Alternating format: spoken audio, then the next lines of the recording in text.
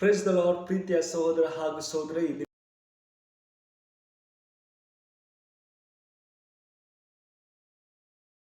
Praise the lord. ಪ್ರೀತಿಯ ಸಹೋದರ ಹಾಗೂ ಸಹೋದರಿ, ಈ ನೂತನ ದಿನ ಕೊಟ್ಟಿದ್ದಾರೆ. ಆತನ ಕೃಪಾ ವರಗಳಿಂದ ಪ್ರತಿದಿನ ನಮ್ಮ ಜೊತೆ ಮಾತಾಡುವಂಥ ದೇವರು, ನಮ್ಮನ್ನು ಒಳ್ಳೆಯ ಮಾರ್ಗದಲ್ಲಿ ನಡೆಸುವಂತಹ ದೇವರಾಗಿದ್ದಾನೆ. ಹೌದು ಪ್ರೀತಿಯ ದೇವ ಮಕ್ಕಳೇ, ಆತನ ವಾಕ್ಯಗಳನ್ನು ನಾವು ಧ್ಯಾನಿಸ್ತಾ ಇದ್ದೀವಿ. ಆತನು ನಮ್ಮನ್ನು ಒಳ್ಳೆಯ ರೀತಿಯಲ್ಲಿ ಕಾಯುವಂಥ ದೇವರು, ನಮ್ಮನ್ನು ಎಡೆಬಿಡದೆ ನಮ್ಮ ಜೊತೆಲೇ ಇರುವಂತಹ ದೇವರಾಗಿದ್ದಾನೆ. ಹೌದು ಪ್ರೀತಿಯ ದೇವ ಮಕ್ಕಳೇ, ಈ ದಿನ ಒಂದು ಒಳ್ಳೆಯ ದೇವರು ವಾಕ್ಯನ ಅನುಗ್ರಹಿಸಿದ್ದಾನೆ. ಈ ದಿನ ದೇವರು ನಮ್ಮನ್ನು ನೋಡುವಂಥ ದೇವರು, ನಮ್ಮನ್ನು ಕೈ ಹಿಡಿದು ನಡೆಸುವಂತಹ ದೇವರಾಗಿದ್ದಾನೆ.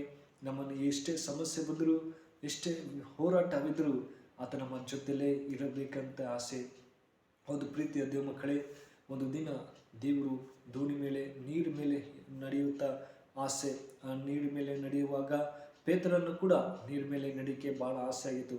ಅದೇ ಥರ ಆತ ನಡೆಯುವಂಥ ಸಮಯದಲ್ಲಿ ಆತ ಭಯಪಡ್ತ್ಯಾಕೆ, ನಂಬಿಕೆ ಇಲ್ವಾ ಎಂಬುದಾಗಿ ಯೇಸು ಸ್ವಾಮಿ ಪೇತ್ರ ಕೇಳ್ತಾರೆ. ಅದೇ ಥರ ನಾವು ಒಂದು ವೇಳೆ ಭಯದಲ್ಲಿ ನಡೀತಾ ಇದ್ದೀವ ಅಥವಾ ಗಲಿಬಿಲಿ ನಡೀತಾ ಇದ್ದೇವೆ, ಆದರೆ ನಾವು ಭಯಪಡದೆ ದೇವರಲ್ಲಿ ನಂಬಿಕೆಯಿಂದ ಆತನ ದೃಷ್ಟಿ ಇಟ್ಟೋಣ. ಪ್ರೀತಿಯುಳ್ಳ ದೇವ ಮಕ್ಕಳೇ, ಈ ದಿನ ಒಂದು ಅಧ್ಯಯನ ಓದೋಣ. ಮತ್ತೇನ ಬರೆದ ಸುವಾರ್ತೆ 14ನೇ ಅಧ್ಯಾಯ 23ನೇ ವಚನ ಹಿಡಿದು 28ನೇ ವಚನ ನಿಮಗಾಗಿ ನಾನು ಓದ್ತೇನೆ. ಏನು ಹೇಳ್ತದೆ ಅಂದರೆ, ನೋಡಿ, ಯೇಸು ಸ್ವಾಮಿ ಒಂದು ಬೆಟ್ಟಕ್ಕೆ ಅವರು 5,000 ಜನರಿಗೆ ಊಟ ಬಡಿಸ್ತಿರು. ಅಲ್ಲಿದ್ದಂಥ ಜನರಿಗೆ ಎಲ್ಲ ರೀತಿಯಲ್ಲಿ ಸಹಾಯ ಮಾಡಿದ್ದರು. ಎಲ್ಲ ರೀತಿಯಲ್ಲಿ ದೇವರು ಅದ್ಭುತಗಳನ್ನು ಅವರು ಎಲ್ಲ ಜನರಿಗೆ ಮಾಡಿದರು. ಆದರೂ ಕೂಡ ಅವರಿಗೆ ಸುಸ್ತಾಗಿದ್ದರು. ಏನು ಮಾಡಲಿ ಎಂಬುದಾಗಿದ್ದರೂ ಕೂಡ ದೇವರು ಸುಸ್ತಾದರೂ ಕೂಡ ತಮ್ಮ ದೋಣಿಗಳನ್ನು ಹತ್ತಿ ಇನ್ನೊಂದು ಪ್ರಯಾಣಕ್ಕೆ ಹೋಗ್ತಾರೆ. ಗೆತ್ಸೆಮನೆ ತೋಟಕ್ಕಂತ ಹೋಗುವಾಗ ಆ ಬೆಟ್ಟ ಹತ್ತಿ ಪ್ರಾರ್ಥನೆ ಮಾಡ್ತಾರೆ. ನೋಡಿ, ಯೇಸು ಸ್ವಾಮಿ ಕೂಡ ಏಕಾಂತವಾಗಿ ಪ್ರಾರ್ಥನೆ ಜೀವಿತನ ಕಲಿತಾ ಇದ್ರು. ನಾವು ಕೂಡ ನಮ್ಮ ಜೀವಿತದಲ್ಲಿ ಏಕಾಂತವಾಗಿ ದೇವರ ಜೊತೆ ಸಂಪರ್ಕವಾಗಿ ಇಟ್ಕೋಬೇಕು. ಆತನನ್ನು ನಾವು ದೃಷ್ಟಿಸಬೇಕು. ಪ್ರೀತಿಯ ದೇವ ಮಕ್ಕಳೇ, ನೋಡಿ, ಅಷ್ಟು ಸಮಯನ ದೇವರು ಅಲ್ಲೆಲ್ಲ ಓಡಾಡಿ ಅದ್ಭುತಗಳನ್ನೆಲ್ಲ ಮಾಡಿದ್ರು ಕೂಡ, ಅವರು ಆಯಸ್ಸಾದರೂ ಕೂಡ ದೇವರ ಸಂಪರ್ಕ ಬಿಡಲಿಲ್ಲ. ಯಾವಾಗಲೂ ದೇವರನ್ನೇ ದೃಷ್ಟಿಸ್ತಾ ಇದ್ರು. ಎಷ್ಟು ಹೊತ್ತಾದರೂ ಯೆಹೋವ ದೇವರಲ್ಲಿ ಪ್ರಾರ್ಥಿಸ್ತಾ ಇದ್ರು ಎಂಬುದಾಗಿ ನಾವು ನೋಡ್ತೇವೆ. ನೋಡಿ, ನಿಮಗಾಗಿ ನಾನು ಓದ್ತೀನಿ. ಮತ್ತೇನ ಬರೆದ ಸುವಾರ್ತೆ 14ನೇ ಅಧ್ಯಾಯ 23ನೇ ವಚನದ್ದು. ಆತನು ಜನರ ಗುಂಪುಗಳನ್ನು ಕಳುಹಿಸಿ ಬಿಟ್ಟ ಮೇಲೆ ಪ್ರಾರ್ಥನೆ ಮಾಡುವುದಕ್ಕೆ ಏಕಾಂತವಾಗಿ ಬೆಟ್ಟವನ್ನು ಹತ್ತಿದನು ಮತ್ತು ಹೊತ್ತು ಮುಳುಗಿದ ಮೇಲೆ ಒಬ್ಬನೇ ಅಲ್ಲಿ ಇದ್ದನು. ಅಷ್ಟರಲ್ಲಿ ದೋಣಿಯು ಭೂಮಿಗೆ ಬಹು ದೂರ ಹೋಗಿತು ಮತ್ತು ಎದುರು ಗಾಳಿ ಬೀಸುತ್ತಿದ್ದರಿಂದ ತೆರೆಗಳ ಬಡಿತಕ್ಕೆ ಸಿಕ್ಕಿ ಒದ್ದಾಡುತ್ತಿತ್ತು. ರಾತ್ರಿಯ 4ನೇ ಜಾವದಲ್ಲಿ ಯೇಸು ಸಮುದ್ರದ ಮೇಲೆ ನಡೆದು ಅವರ ಕಡೆಗೆ ಬಂದನು. ಸಮುದ್ರದ ಮೇಲೆ ನಡೆಯುವ ಆತನನ್ನು ಶಿಷ್ಯರು ನೋಡಿ ಭೂತವೆಂದು ತತ್ತರಿಸಿ ಭಯದಿಂದ ಕೂಗಿದರು.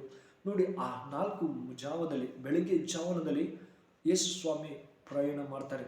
ಆ ದೋಣಿ ಹತ್ರ ಹೋಗುವಾಗ ಆ ನೀರು ಮೇಲೆ, ಸಮುದ್ರ ಮೇಲೆ ನಡ್ಕೊಂಡು ಹೋಗ್ತಾರೆ. ಶಿಷ್ಯರೆಲ್ಲ ಭಯಪಡ್ತಾರೆ, ಅಯ್ಯೋ ದೆವ್ವ ಎಂಬುದಾಗಿ. ಆದರೆ ದೇವರು, ನಾನೇ ಯೇಸು, ನಿಮ್ಮ ಸಂಗಡ ಇದ್ದೇ ಇಲ್ಲ, ನಾನು ಇವಾಗೇ ಬಂದಿದ್ದೀನಿ ಎಂಬುದಾಗಿ ಹೇಳ್ತಾರೆ. ಹೌದು ಪ್ರೀತಿಯ ದೇವ ಮಕ್ಕಳೇ, ನಾವು ಒಂಟಿಯಾಗಿ ನಾವು ಚಿಂತೆ ಮಾಡಬಾರ್ದು. ದೇವರು ನಮ್ಮ ಸಂಗಡ ಇದ್ದಾನೆ. ಆತನಲ್ಲಿ ನಾವು ಜೀವಿಸುವಾಗ ನಮಗೆ ಸಹಾಯ, ಆತನಲ್ಲಿ ನಾವು ದೃಷ್ಟಿಸಬೇಕು. ನೋಡಿ, ಶಿಷ್ಯರು ಭಯಪಡ್ತಾ ಇದ್ದಾರೆ, ಅಯ್ಯೋ ಎಂಥ ದೇವ ಬರ್ತಾ ಇದೆ, ಇಷ್ಟೊತ್ತಿಗೆ ನಾವು ಹೇಗಪ್ಪ ಇದು ಮಾಡಿ, ಇಷ್ಟೊಂದು ಬಿರುಗಾಳಿ ಬರ್ತಾ ಇದೆ, ಅವರಿಗೆ ದೇವ್ರು ಬರ್ತಾ ಇದ್ದಾರೆ ಎಂಬುದಾಗಿ ಅವ್ರಿಗೆ ಗೊತ್ತಾಗಿಲ್ಲಲ್ಲ. ಆದರೆ ದೇವರೇ ಅವ್ರ ಹತ್ರ ಹೋಗಿದರು. ಸಮುದ್ರ ಮೇಲೆ ನಡ್ಕೊಂಡು ಹೋಗ್ತಾ ಇದ್ರು. ಆಮೇಲೆ ಪೇತ್ರ, ಅಯ್ಯೋ ನಾನು ಕೂಡ ನಡೀತೆ, ದೇವರೇ ನೀನಾಗಿದ್ದರೆ ನನ್ನನ್ನು ಕರಿ, ನಾನು ಕೂಡ ನೀರ ಮೇಲೆ ನಡೀತೀನಿ ಎಂಬುದಾಗಿ 28ನೇ ವಾಕ್ಯ ನಾವು ನೋಡ್ತೀನಿ. ನೋಡಿ, ಅದಕ್ಕೆ ಪೇತ್ರನು, ಸ್ವಾಮಿ ನೀನಾದರೆ ನನಗೆ ನೀರಿನ ಮೇಲೆ ನಡೆಯದು, ನಿನ್ನ ಬಳಿಗೆ ಬರುವುದಕ್ಕೆ ಅಪ್ಪನೆ ಕೊಡು ಅನ್ನಲು ಆತನು ಬಾ ಅಂದನು. ನೋಡಿ, ಅಪ್ಪನೆ ಕೊಡು ದೇವ್ರೆ, ನಾನು ಕೂಡ ನಿನ್ನ ನೀರಲ್ಲಿ ಬರ್ತೀನಿ ಎಂಬುದಾಗಿ. ಆಯ್ತು, ಪೇತ್ರ ಆ ದೋಣಿ ಇಳಿದ ತಕ್ಷಣ ನೀರ ಮೇಲೆ ಹೋಗ್ತಾ ಇರ್ತಾನೆ. ಹೋಗುವ ಸಮಯದಲ್ಲಿ ಅದು ಭಯಂಕರವಾದಂಥ ಸ್ಥಿತಿ. ನೋಡಿ, ಭಯಂಕರವಾದ ಆ ಬಿರುಗಾಳಿ ಬೀಸ್ತಾಯಿತ್ತು. ಮೋಡದ ಮೇಲೆ ಒಂದು ಲೈಟ್ ಥರ ಮಿಂಚು ಬಂತು. ತಕ್ಷಣ ದೇವ್ರ ಕೈ ಹಿಂಗೆ ಇಡೋ ಅಷ್ಟೊತ್ತಿಗೆ ದೇವ್ರೇ ಸ್ವಲ್ಪ ಪೇತ್ರ ನಡೆದ, ಇಲ್ಲಂತಲ್ಲ, ಪೇತ್ರ ನೀರ ಮೇಲೆ ಸ್ವಲ್ಪ ಹತ್ರ ಯೇಸು ಹತ್ರ ಹೋಗೋಷ್ಟೊಂದು ನಡೆದ ಅಷ್ಟೊತ್ತಿಗೆ ಸ್ವಲ್ಪ ಏನು ದೇವ್ರ ಹತ್ರ ಮುಟ್ಟಬೇಕಲ್ಲ ಅಷ್ಟೊತ್ತಿಗೆ ಆತ ಆಕಾಶದಿಂದ ಬೆಂಕಿ ತರ ಬಿತ್ತು, ದೇವ್ರೇ ನಾನು ಕಾಪಾಡು ಎಂಬುದಾಗಿ ಆತ ಮುಳುಗುತ್ತಾ ಇದ್ದ. ದೇವ್ರೇ ಆದ ತಕ್ಷಣ ದೇವ್ರ ಆತನ ಮೇಲೆ ಎತ್ತಿ, ಯಾಕೆ ನಿನ್ನ ನಂಬಿಕೆ ಇಲ್ಲವಾ, ನೀನು ಯಾಕೆ ಈ ತರ ಭಯಪಟ್ಟಿದೆ ಎಂಬುದಾಗಿ ಪೇತ್ರನನ್ನು ಹಿಡ್ಕೊಂಡು ಎತ್ತುತ್ತಾನೆ. ಅದೇ ತರ ಪ್ರೀತಿ ದೇವ ಮಕ್ಕಳೇ, ದೇವರು ನಮ್ಮನ್ನು ಒಂಟಿಯಾಗಿ ಬಿಡೋಕ್ಕೆ ಇಷ್ಟವುಳ್ಳನಲ್ಲ. ಎಂಥ ಪರಿಸ್ಥಿತಿಯಲ್ಲಿ ಅಂದ್ರೂ ಕೂಡ ನಮ್ಮನ್ನು ಮೇಲೆ ಎತ್ತಿ ಹೇಳುವಂಥ ದೇವರು. ನಮ್ಮನ್ನು ಈ ಥರ ಕಷ್ಟ ಇದೆ, ನನಗೆ ಈ ಥರ ಹೋರಾಟ ಇದೆ ಎಂಬುದಾಗಿ ನಾವು ದುಃಖ ಪಡ್ಬೋದು. ಆದರೆ ದೇವ್ರ ಹತ್ರ ನಾವು ಬರುವಾಗ ದೇವರನ್ನು ನಾವು ದೃಷ್ಟಿಸಬೇಕು. ದೇವರೇ ನಾನು ನಿನ್ನನ್ನೇ ದೃಷ್ಟಿಸ್ತೀನಿ. ಅದೇ ಥರ ಪೇತ್ರನ್ನು ಕೂಡ ದೇವರೇ ನೀನಾಗಿದ್ದರೆ ನಾನು ಕೂಡ ನೀರ ಮೇಲೆ ನಡೀತೀನಿ ಎಂಬುದಾಗಿ ಬಲವಾಗಿ ನಂಬಿಕೆಯಿಂದ ಹೋದ. ಆದರೆ ಕೊನೆಯಲ್ಲಿ ಆತ ಆಶ್ಚರ್ಯದಿಂದ ಏನು ಗಾಳಿದಿಂದ ಭಯಪಟ್ಟು ಮುಳುಗ್ತಾ ಇದ್ದ. ಆದರೆ ದೇವರು ಆತನ ಮೇಲಕ್ಕೆ ಎತ್ತದ. ಅದೇ ಥರ ಪ್ರೀತಿಯ ದೇವ ಮಕ್ಕಳೇ, ಯಾರಾದರೂ ನಮಗೆ ಹೀಯಾಳಿಸ್ತಾರೆ, ಜನರಾಗಿರ್ಬೋದು ಮತ್ತು ಸ್ನೇಹಿತರಾಗಿರ್ಬೋದು, ಆದರೆ ದೇವರು ನಮ್ಮನ್ನು ಯಾವಾಗಲೂ ಮೇಲೆ ಎತ್ತಾನೆ. ನಾವು ಯಾವಾಗಲೂ ಆತನನ್ನೇ ದೃಷ್ಟಿಸಬೇಕು. ಈಗ ಸ್ಕೂಲಲ್ಲಿ ನೋಡೋದಾದರೆ ಟೀಚರ್ಸು ಮಕ್ಕಳಿಗೆ ಯಾವ ಥರ ಕಿಟಕಿಗೆ ನೋಡಬೇಡಿ, ಅಲ್ಲಿ ನೋಡಬೇಡಿ ಅಂತಾರೆ. ಅದೇ ಥರ ನಾವು ಅಕ್ಕಪಕ್ಕದಲ್ಲಿ ಅಯ್ಯೋ ಇವ್ರು ಈ ಥರ ಇದ್ದಾರೆ, ಅವರು ಈ ಥರ ಜೀವಿಸ್ತಾ ಇದ್ದಾರೆ, ನಾವು ಯಾಕೆ ಈ ಥರ ಪರಿಸ್ಥಿತಿಯಲ್ಲಿ ಇದ್ದೀವಿ ಎಂಬುದಾಗಿ ಕಳವಳಗೊಳ್ಳದೆ ನಾವು ದೇವರನ್ನು ದೃಷ್ಟಿಸುವಾಗ ದೇವರು ನಮ್ಮನ್ನು ಸಹಾಯ ಮಾಡುತ್ತಾನೆ. ಎಲ್ಲ ಪರಿಸ್ಥಿತಿಯಲ್ಲಿ ನಮ್ಮನ್ನು ಜಯ ಕೊಡುವಂಥ ದೇವರಾಗಿದ್ದಾನೆ. ಹೌದು ಪ್ರೀತಿಯ ದೇವ ಮಕ್ಕಳೇ, ನಾವು ದೇವರಲ್ಲಿ ನಂಬಿಕೆಯಿಂದ ಜೀವಿಸಬೇಕು. ಆತನನ್ನೇ ನಾವು ದೃಷ್ಟಿಸುವಾಗ ನಮಗೆ ಜಯ ಕೊಡ್ತಾನೆ. ಈ ವಾಕ್ಯ ನಿಮ್ಮ ಜೀವಿತದಲ್ಲಿ ಆಶೀರ್ವದಿಸಿ ಕಾಪಾಡಿ. ಎಂಥ ಸಮಸ್ಯೆಯಲ್ಲಿ ಇದ್ರೂ ಕೂಡ ದೇವರನ್ನು ನಾವು ನೋಡಬೇಕು. ನೋಡಿ ಮತ್ತೆ ಮೂವತ್ತನೇ ವಾಕ್ಯ ಹೇಳ್ತದೆ, ಆಗ ಪೇತ್ರನು ಯೇಸುವಿನ ಬಳಿಗೆ ಹೋಗುವುದಕ್ಕೆ ದೋಣಿಯಿಂದ ಇಳಿದು ನೀರಿನ ಮೇಲೆ ನಡೆದನು. ಆದರೆ ಗಾಳಿಯನ್ನು ನೋಡಿ ಭಯಪಟ್ಟು ಮುಳುಗುತ್ತಾ, ಸ್ವಾಮಿ ನನ್ನನ್ನು ಕಾಪಾಡು ಎಂದು ಕೂಗಿಕೊಂಡನು.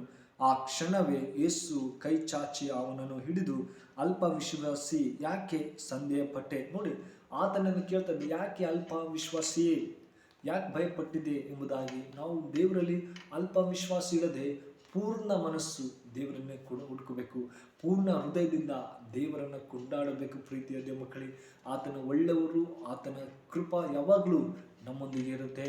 ನಾವು ಯಾವುದಕ್ಕೂ ಭಯಪಡದೆ, ಅಯ್ಯೋ ನನಗೆ ಈ ಥರ ಸಮಸ್ಯೆ ಇದೆ, ಅಯ್ಯೋ ನಾನು ಹೇಗೆ ಮುಂದೆ ಹೋಗಲಿ ಎಂಬುದಾಗಿ ನಾವು ದುಃಖ ಪಡ್ಬೋದು. ಆದರೆ ದೇವ್ರು ಹೇಳ್ತಾನೆ, ನೀನು ಏಕಾಂತವಾಗಿರಲ್ಲ, ನನ್ನನ್ನು ದೃಷ್ಟಿಸು, ನಾನು ನಿನಗೆ ಜಯ ಕೊಡ್ತೇನೆ. ಎಂಥ ಬಿರುಗಾಳಿ ಬಂದರೂ ಪ್ರೀತಿಯ ದೇವ ಮಕ್ಕಳೇ, ನಾವು ಭಯಪಡದೆ ದೇವರಲ್ಲಿ ನಾವು ಇರಬೇಕು.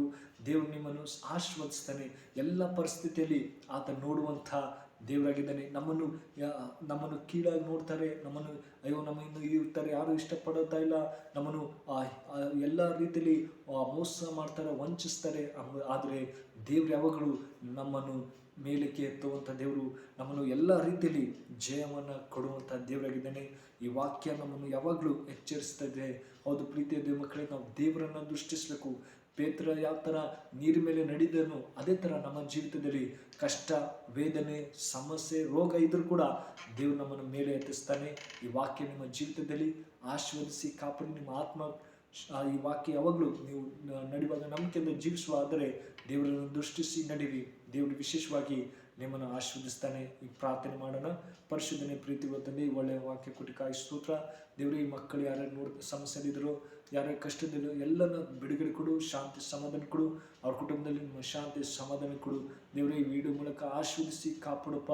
ಪೇತ್ರನನ್ನು ಯಾವ ರೀತಿಯಲ್ಲಿ ನಿಮ್ಮ ನಂಬಿಕೆಯಿಂದ ಮೇಲೆ ಬಂದನು, ಅದೇ ಥರ ದೇವರೇ ನೀರ ಮೇಲೆ ನಡೆಯುವಾಗ ಅವರನ್ನು ಆಶೀರ್ವದಿಸಿ ಕಾಪಾಡು. ಈ ಪ್ರಾರ್ಥನೆ ಕೇಳೋದಕ್ಕಾಗಿ ಸ್ತೋತ್ರ ಅಪ್ಪ. ಎಲ್ಲರೂ ನಿಮ್ಮ ಕರೆಗಳಪ್ಪಿಸ್ತಾ ಹೆಚ್ಚಿಕ ಪ್ರಾರ್ಥನೆ ಕೇಳಿದಂತೆ ಯೇಸು ಕ್ರಿಸ್ತನಲ್ಲಿ ಬೇಡ್ತೇನೆ ಜೀವ ತಂದೆ. Amen. May God bless you.